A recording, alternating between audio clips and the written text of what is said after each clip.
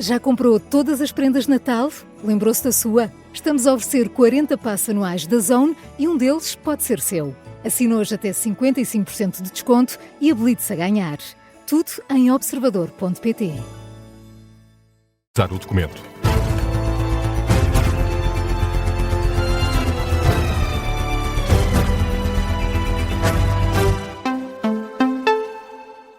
Jornal do Meio-Dia com a edição do Miguel Videira. E, Miguel, o Presidente da República promulgou o Orçamento do Estado. Promulgação acompanhada por uma nota de elogio ao sentido institucional e ao contributo do Parlamento para a estabilidade financeira interna e externa. Marcelo Rebelo de Sousa também faz uma referência ao conteúdo do documento orçamental e esta referência que motiva a presença neste Jornal do Meio-Dia do editor de política do Observador. Bem-vindo, Rui Pedro Antunes. O Presidente da República escreve que o orçamento, apesar de manter disposições avulsas, nomeadamente em domínios relacionados com o uso de fundos europeus, dá um passo para se concentrar no essencial e reduzir o casuísmo. Rui, o que é que isto significa em concreto? Aqui o casuísmo creio que não deve ser do ponto de vista da relação com a teologia, mas o casuísmo deixou de ser uma coisa casuística e a ligar muito à espuma dos dias e com grandes medidas que depois criam uma grande crispação no Parlamento. Antes de responder diretamente, deixa-me só dizer-te como é que foi a promulgação de 2025, em que eu vou lê-la na totalidade sem gastar muito tempo de noticiário. Dizia só assim: como tinha prometido, o Presidente da República promulgou o Orçamento de Estado para 2025, bem como as grandes opções do plano, logo que chegaram ao Palácio de Belém. Foi só isto. Portanto, isto, na verdade, houve aqui desta vez um desejo de deixar algumas indiretas. Primeira... É o último orçamento promulgado, não é? Sobre o qual o Presidente da República se pronuncia, não é? As pessoas, quando estão a sair dos cargos, têm sempre uma tendência para dar provas de vida, e Marcelo deve estar a sentir isso como qualquer ser humano estaria ao fim de 10 anos num cargo. Mas a primeira coisa que ele diz, de facto, é isso: a contribuição do Parlamento e o sentido institucional. Portanto, nesse sentido, é valorizar aquilo que foi o posicionamento do Partido Socialista. E ele faz questão de o dizer e, portanto, é para deixar uma nota e um sinal também para o futuro, de que isso, no entender do Presidente, deve ser valorizado. E o segundo momento tem essa preocupação das tais disposições avulsas, é uma crítica direta ao Ministro das Finanças e ao Governo, e depois diz que concorda genericamente com a ideia do orçamento ser um orçamento que está desprovido de grandes questões e de não haver uma mistura de temas como aconteceu noutros anos, em que em troca, por exemplo, há aqui uma grande problemática: o Bloco de Esquerda chegava a depender a sua aprovação do orçamento de determinados acordos, por exemplo, em matéria laboral, não é? E havia sempre uma grande confusão no período orçamental, e havia uma série de discussões, até de matéria fiscal, que entravam no debate do orçamento, que desta vez deixaram de entrar e que ficou para posteriormente. E, portanto, isso é o casuísmo. É o casuísmo. É isso que o Presidente elogia, porque de facto facilita as coisas. Não deixa de mandar aqui esta indireta, muito ao estilo que ele costuma fazer quando promulga, mas que é bom, apesar de isto não corresponder, vamos imaginar uma coisa setorial, àquilo que foram todas as exigências do setor, tendo em conta que isto é melhor do que nada, eu decidi promulgar. Aqui o Presidente não deixa de dizer que há aqui algo que o preocupa, estas tais disposições avulsas relacionadas com o uso de fundos europeus, sendo que a preocupação de Marcelo, ao longo dos últimos anos, foi sempre potenciar a execução desses fundos como fundamental.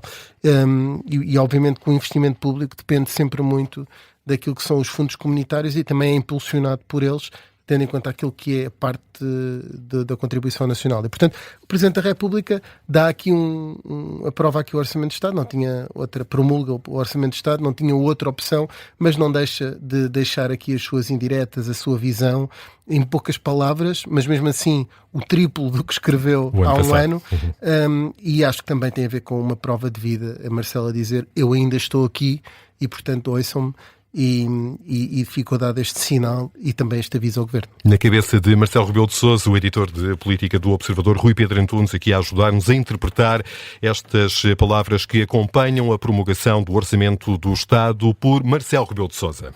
E Miguel, o secretário-geral do PS vê a promulgação do Orçamento do Estado por parte do Presidente da República como um elogio ao partido que é a oposição responsável. Centra-se José Luís Carneiro nesta referência de que aqui falávamos, feita por Marcelo Rebelo de Sousa, ao contributo do Parlamento para a estabilidade financeira interna e externa. O PS absteve-se, contribuindo desta forma para a aprovação do Orçamento.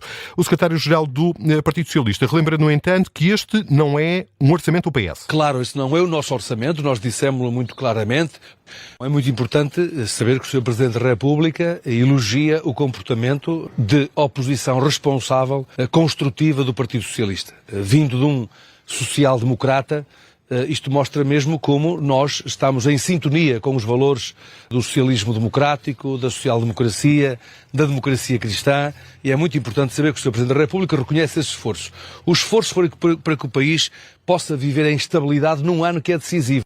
Decisivo, por exemplo, para a execução plena do Plano de Recuperação e Resiliência, sublinha José Luís Carneiro. Nestas declarações aos jornalistas em Vila Nova de Gaia, o secretário-geral do PS, que visitou esta manhã um centro social, considerou também que esta é uma época do ano em que é especialmente importante olhar para os idosos e anuncia uma iniciativa parlamentar. Temos que olhar para os mais idosos, para aqueles que se encontram sós, para aqueles que se encontram mais fragilizados nas suas vidas. Temos que viver de uma forma mais humanista a nossa vida coletiva.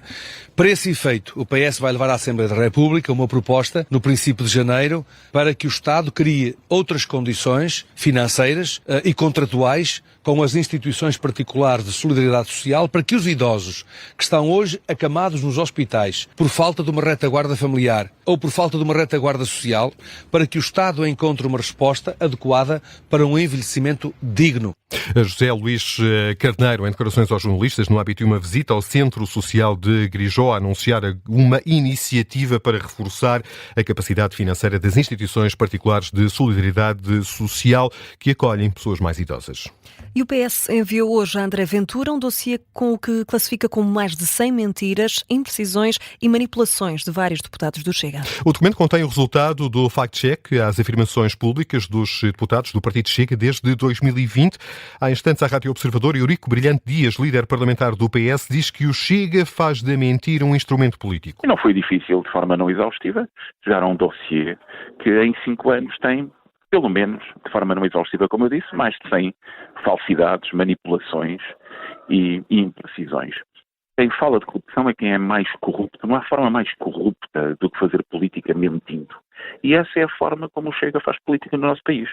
Mente de forma despoderada, mente no Parlamento, mente através das redes sociais, mente em debate, faz da mentira um instrumento político. É a acusação feita pelo líder parlamentar do PS, que explicou esta iniciativa. O Partido Socialista enviou ao Partido Chega o resultado de um fact-check a várias afirmações públicas de deputados do Chega desde 2020. E, Miguel, o Ministro da Educação exige explicações à RTP sobre a polémica relacionada com as declarações de Fernando Alexandre sobre estudantes mais pobres. A RTP transmitiu na semana passada um excerto de uma intervenção do Ministro da Educação em que Fernando Alexandre afirma que a concentração de estudantes bolseiros de menores rendimentos em residências universitárias contribui para a degradação das instalações. Em entrevista ao jornal ECO, o Ministro diz que a estação pública se comportou como as redes sociais, descontextualizou a afirmação feita pelo governante. Fernando Alexandre explica que o que quis dizer é que há um menor cuidado por parte dos gestores das residências quando os utentes são todos estudantes de baixos rendimentos. O Ministro da Educação diz que o canal público de televisão deve explicações. Eu acho inacreditável que, aliás, acho que a direção da RTP deve explicar isso. Porque é que a RTP esteve presente na sessão toda. Toda. Entrevistou-me no fim. E escolheu um trecho que eu não acho que seja apenas por acaso. Porque bastava... Isto é, não foi incompetência? Não foi apenas incompetência? Eu acho que a RTP tem que explicar se foi só incompetência. Eu acho que a direção da RTP tem que ir atrás disto e tem que perceber porque é que a jornalista que fez esta reportagem escolheu aquele trecho. Porque se as pessoas estiveram na sessão, ninguém na sessão ficou com a ideia que a RTP passou. O Ministro da Educação exige explicações à direção da RTP, queixa-se de ter sido alvo de um ataque cobarde. O caso gerou uma onda de indignação, sobretudo à esquerda. O líder parlamentar do PS chegou mesmo a pedir a demissão do Ministro se não viesse retificar as declarações. Miguel Videira, vamos agora conhecer outros temas em destaque.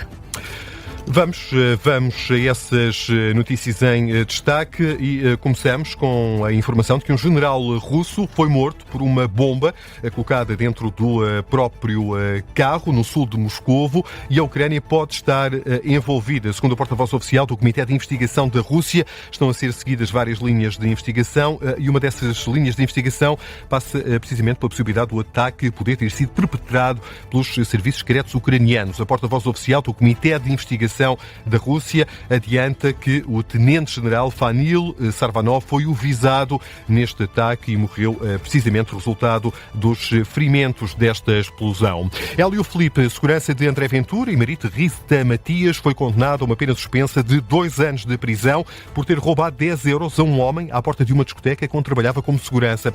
Segundo o Correio da Manhã, Hélio Felipe vai ter de indemnizar a vítima em 500 euros pelo roubo, apesar de ter sido ilibado o crime de agressão. Vai também ter de pagar 510 euros à vítima, resultado das custas judiciais deste processo. Notícia de fecho do Jornal do Meio-Dia.